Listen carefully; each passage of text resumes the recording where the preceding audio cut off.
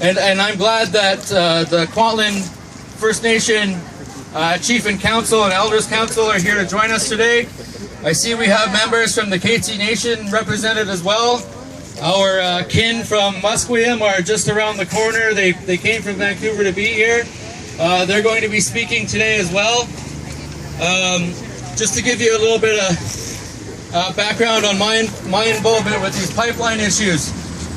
This past summer I was joined with an international group of paddlers who we started in Fort Langley in Kwantlen territory and traveled 1,200 kilometers up the entire coast of British Columbia by canoe. It took 2.5 months for us to get from here to there, and it was the most amazing experience. We visited 18 communities, 14 communities were First Nations communities. Some of the most remote places we have in this province we went to. Some of the most beautiful landscapes you will ever see anywhere, and it's in our backyard. We live in paradise. But we also live on lands and along a major waterway that has been contaminated by decades of abuse and neglect by industries like Kinder Morgan, who have damaged the land and the water, that have caused irreparable harm. Commercial fishing, clear-cut logging, strip mining, where all those operations promised riches to the citizens who they employed.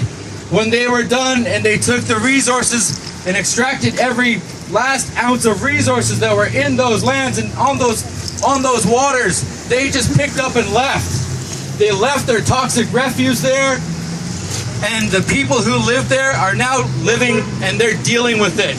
Unemployment, addictions, poverty, you name it. Every social ill that can befall a community has befallen on them, native or non-native. And the questions that came from these people whose communities we visited, the questions that they asked, well, what's the difference between Kinder Morgan and the commercial fishery and the mining industry and the logging industry?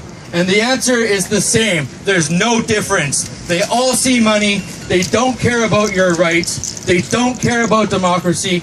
And they don't care about the environment. And they don't care about us.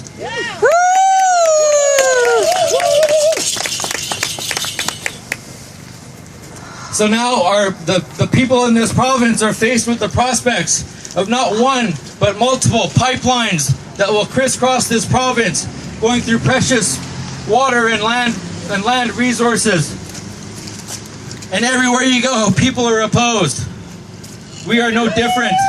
This is our fight. These lands, this community, the community that we all care about, this is our fight. So I'm inviting every single one of you that's here today, and anyone who didn't make it out today but wanted to be here, to send the message back home to your loved ones and to your community leaders, to our elected officials, to the members of Parliament, that we will not stand idly by and watch them take away what is rightfully ours.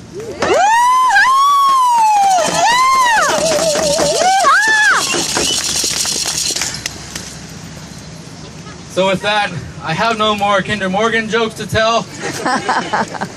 I'm very glad that you're all here today. And I will give the mic back to Sino. Oh, before I do that, there was one important thing I wanted to tell you. I did a number of interviews today with some of our media sources in the Lower Mainland. I look at today as a beginning. That this process that we are exercising today, our right to protest, our right to gather peacefully and say what we think and tell the world what our mind is thinking collectively, that this is only a beginning. So welcome. We look forward to working with all of you. Haitchka Siem. Oh, thank you. Thank you. Thank you. Thank you.